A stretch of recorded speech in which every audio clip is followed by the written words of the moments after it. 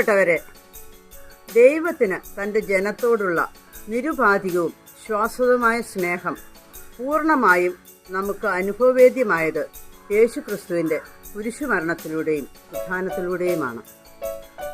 ഞാനാണ് നിന്റെ കൂടെ വസിക്കുന്ന നിത്യജീവന്റെ അപ്പം എന്ന് ക്രിസ്തു നമ്മോട് ഉറപ്പിച്ചു പറയുന്നു. അവിടുത്തെ മുറിവേൽപ്പിക്കപ്പെട്ട ഹൃദയവും ക്രൂശിത രൂപവും ദൈവസ്നേഹത്തിൻ്റെ അടയാളങ്ങളാണ്. നമ്മുടെ യോഗ്യതയല്ല അവിടുത്തെ സ്നേഹത്തിൻ്റെ മാനദണ്ഡം.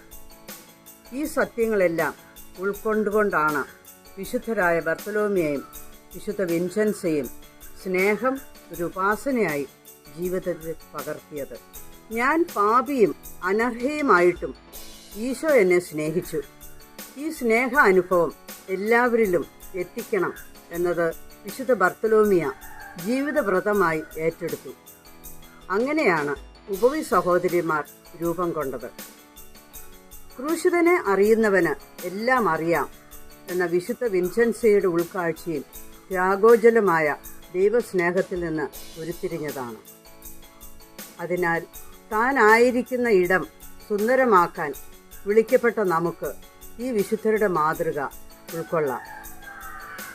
എല്ലാം ചെയ്യുവാൻ, എല്ലാം സഹിക്കുവാൻ, അവസാനത്തുള്ളി രക്തം വരെ സഹോദരർക്കായി സമർപ്പിക്കാൻ ഇവർ നമുക്ക് പ്രചോദനമാണ്. കരുതൽ നിറഞ്ഞ പുഞ്ചിരിയിലൂടെ അനേകർക്ക് പ്രചോദനമാകുക.